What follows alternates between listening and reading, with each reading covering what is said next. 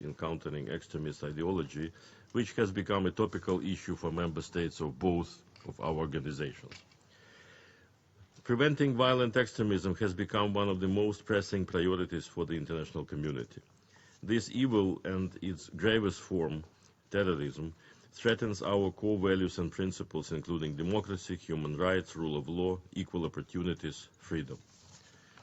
This threat now has global character and thus requires full consolidation of efforts of all international actors and utilization of their comparative advantages.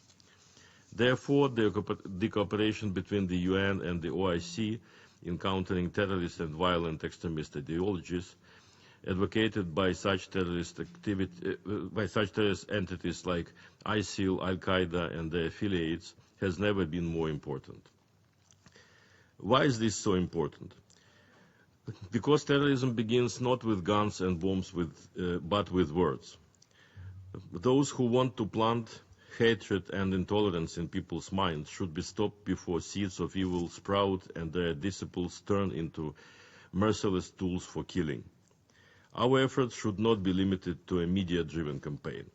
What we need is a comprehensive approach with long-term actions to address violent extremism and its root causes, based on the UN Global Counter-Terrorism Strategy and the UN Secretary-General's Plan of Action to Prevent Violent Extremism. Such a strategy should involve not only countering extremism ideology, disseminated through media and internet, but also developing persuasive context-specific counter-narratives and messages to neutralize terrorist influence on persons belonging to the target audience, and to eliminate terrorist focal points of radicalization. While addressing the need to intensify our common work on preventing the spread of malevolent ideologies, we should explore ways to engage young people who are the most vulnerable to violent extremism narratives. Mr. President, the UN and OIC can benefit from developing joint projects aimed at strengthening our collective capacity to effectively respond to the spread of such phenomena. The focus should be placed on a few priority areas. First, consolidation of international political will and expertise to reveal drivers of violent extremism, including gross human rights violations, corrupt institutions, and poor governance, as emphasized in the 2030 Agenda for Sustainable Development.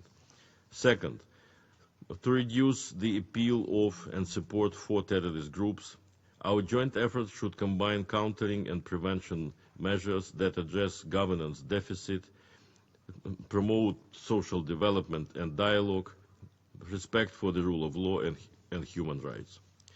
Third, the UN and the OIC can jointly foster a global dialogue for the promotion of tolerance and peace, as well as for better understanding across societies and cultures, including in the framework of the Alliance of Civilizations.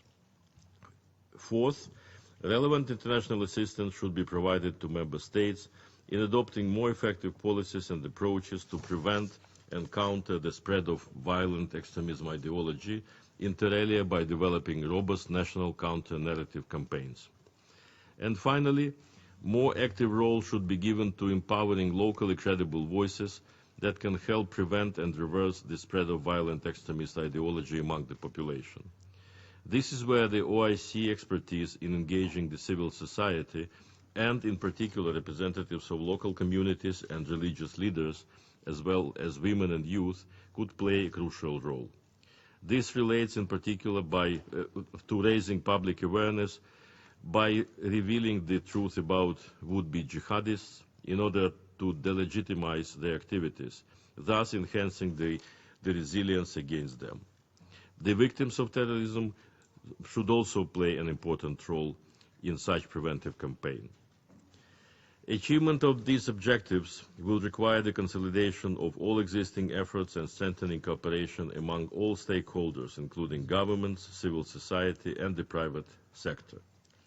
Ukraine is fully committed to this joint endeavor and is ready to contribute its share, including through the observer status that we hope the OIC will soon grant to us. Thank you, Mr. President.